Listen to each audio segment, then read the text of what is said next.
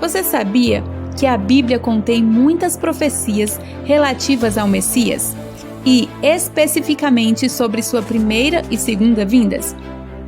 A primeira profecia se encontra em Gênesis capítulo 3, verso 15. Porém, inimizade entre você e a mulher, entre a sua descendência e o seu descendente. Este lhe ferirá a cabeça e você lhe ferirá o calcanhar. Essa profecia fala não apenas sobre a guerra de Satanás contra a igreja, mas também sobre a derrota de Satanás depois do sofrimento que ele inflige a Cristo. Na cruz, Jesus definitivamente esmagou a cabeça da serpente. Sabia que Adão e Eva acreditavam que o seu primeiro filho seria o Messias? Cada parte do ritual do templo apontava para o ministério de Cristo e exemplificava o plano de redenção. Sabia que o inimigo preparou o mundo para receber o Messias? Ele tornou as pessoas cegas e insensíveis para que elas não percebessem a solenidade do tempo em que estavam vivendo. O último capítulo da Bíblia termina com a profecia e a promessa do retorno de Jesus. Leia e marque em sua Bíblia os versos de impacto dessa semana. Há uma curiosidade no texto de Gênesis 18, verso 19. Veja como ele aparece na Nova Versão Internacional.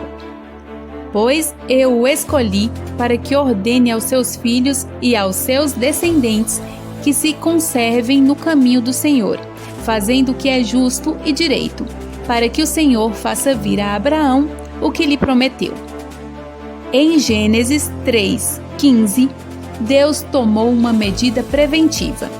Ele disse que colocaria inimizade entre a descendência da serpente e o descendente da mulher. Isso quer dizer que devemos ficar longe de tudo que esteja ligado a Satanás. Porém, quantas vezes temos insistido em manter amizade com aquilo que sabemos que nos prejudica e até compromete a nossa salvação? Precisamos entender que não há comunhão entre a luz e as trevas, entre o bem e o mal. Os verdadeiros descendentes que herdarão o reino de Deus não se deixarão enganar com histórias que ensinam o contrário. Por mais de 1000 anos, o povo judeu tinha esperado pela vinda do Salvador. Mas quando ele veio, eles não o conheceram. Deus tinha escolhido Israel para preservar os símbolos e profecias que apontavam para o Salvador e para ser como uma fonte de salvação para o mundo. O povo hebreu deveria revelar Deus entre as nações. Leia os capítulos 2 e 3 do livro O Libertador. Veja como Ellen White descreve a condição do mundo na época em que Jesus nasceu. O pecado se tornara uma ciência e o vício parte da religião. A rebelião e a hostilidade contra o céu eram violentas. Os mundos não caídos esperavam ver Deus destruir os habitantes da terra. E se ele tivesse feito isso, Satanás estava pronto para pôr em prática seu plano de conquistar a lealdade dos seres celestiais. Ele afirmara que os princípios do governo de Deus tornavam o perdão impossível. Se o mundo tivesse sido destruído, ele teria colocado a culpa em Deus e espalharia sua rebelião para os outros mundos. Mas em vez de destruir o mundo, Deus enviou o seu Filho para o salvar, promovendo um meio de resgate. Ao chegar à plenitude do tempo, Deus derramou sobre o mundo um dilúvio de graça restauradora que nunca seria obstruído ou removido até que o plano de salvação fosse cumprido. Esse é o Deus a quem servimos. Como podemos não amá-lo? Ao estudar a lição desta semana, você viu alguma semelhança entre o povo de Israel e nós, adventistas do sétimo dia?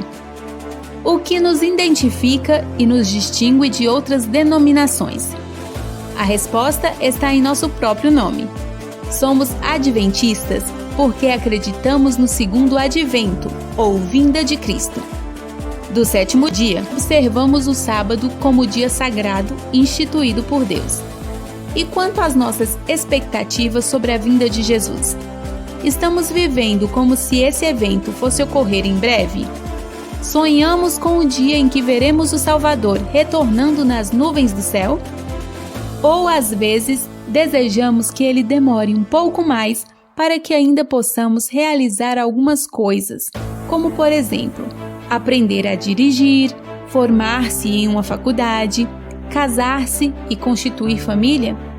É natural ter sonhos e desejar fazer planos para viver da melhor forma possível aqui. Mas não podemos nos esquecer de que o melhor ainda está por vir. Reflita hoje sobre a missão que Deus nos confiou. Em 1 Pedro capítulo 2, verso 9, somos chamados de geração escolhida, sacerdócio real, nação santa, povo escolhido de Deus, para anunciar as grandezas daquele que nos chamou das trevas para a sua maravilhosa luz. Isso sim é uma nobre missão. Que Deus nos ajude para que possamos cumprir essa missão tão especial que nos foi confiada a nós. Amém.